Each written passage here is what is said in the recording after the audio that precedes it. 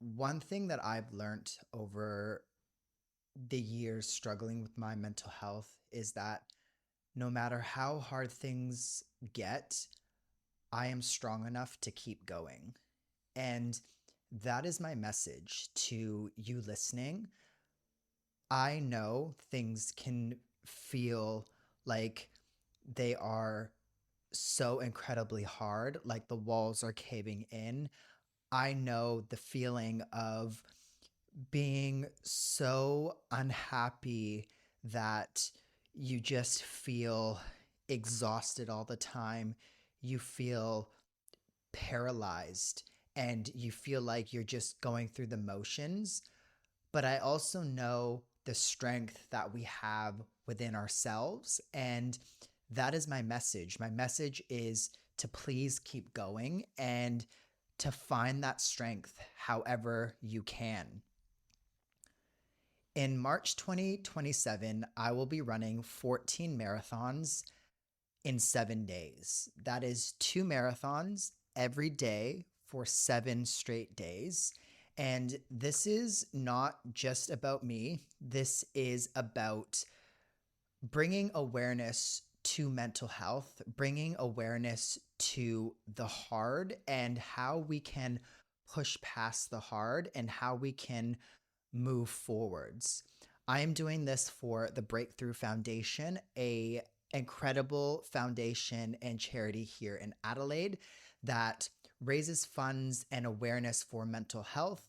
They fund amazing research around mental health. We are not going to be able to tackle depression, mental health, um, suicide, all of these things that people struggle with unless we know a little bit more about it. And that's what Breakthrough Foundation helps with. So I am so proud to be working with them over the coming 6 or 7 months until March.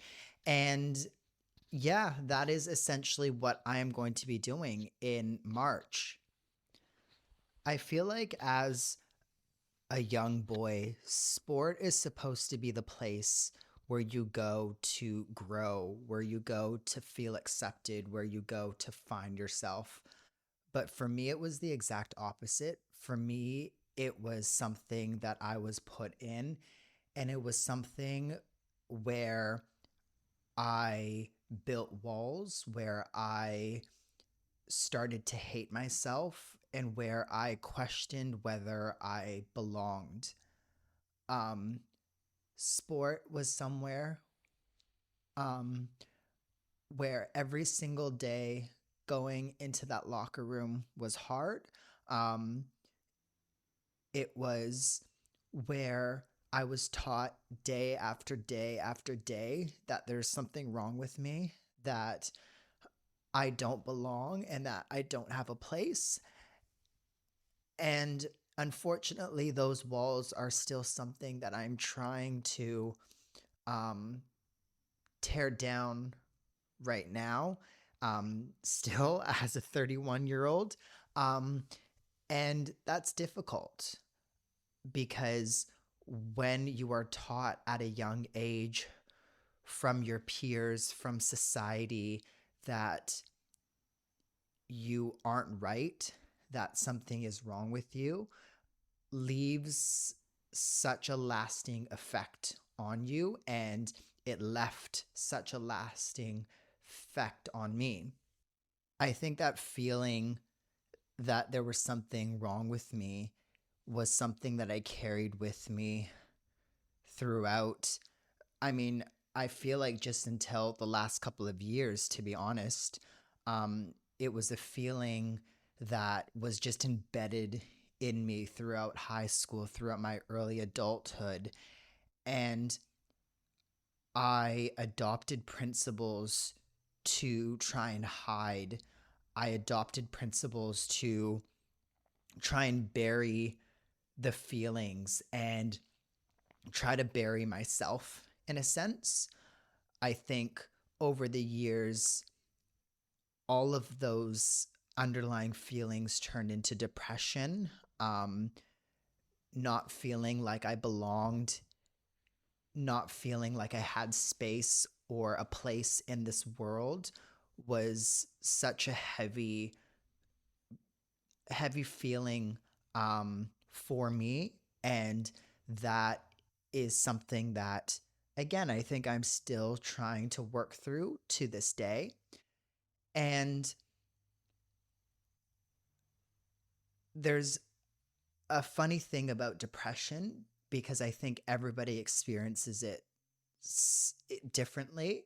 Um, for me, it was just trying to survive every single day. For me, it was trying to breathe, trying to find purpose, um, because I wasn't happy. I didn't know where I belonged in this world. Um, and that's hard going through that essentially. Um, I've struggled with depression for as long as I can remember. And I think one way that I felt I could get over it was just going through the normal stages, going to uni, graduating, getting a job, um, filling my days up so that I'm so incredibly busy. I don't have any time to think. That is basically how I managed. My nervous system was so on 24/7 that I feel like that's how I survived. And I know that's not healthy, and that is still how I live to this day. But again, I think when you are going through depression, it is survival mode a lot of the times. And you find ways to just get through and to live, day after day after day. I think my experience with depression and my experience growing up, um, I can honestly say that I don't like myself. Um, I think I've known that for a long time, and that's something that I've been trying to work through.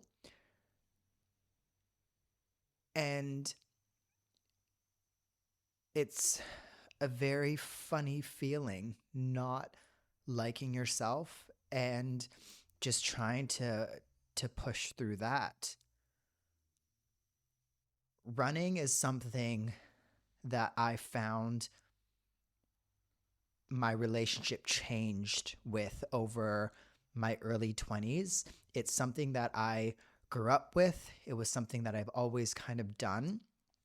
Um, but I think it gave me purpose. And I'm not going to sit here and say that it saved me because I personally just find that cheesy and corny, and I'm not going to, go down that road. But I think running taught me and has taught me so much about myself. It has taught me about the strength that I have, and it has taught me that you can keep going through the hard. And those are lessons that I carry on through life and that I have carried on through life. And it has changed my perspective on life. And that is why I am doing this. I am doing this because I want people to know that I know what it's like to feel sad. I know what it's like to feel that things are hard. I know what it's like to feel like you don't belong and that you can't keep on going. But I also know what it's like to feel strong, to feel so incredibly tired and weak, but still push through and still just get to that next moment, to that next stage. And that's resilience, that's strength. And that's what I want to demonstrate over these 14 days because I think words only mean so much. And I want to show you that no matter how hard things can get, you can keep on going and you can stay strong. So, thank you for listening. And if you want to learn more, there is a link in the show description, and that is the Stay Strong Run to come in 2027.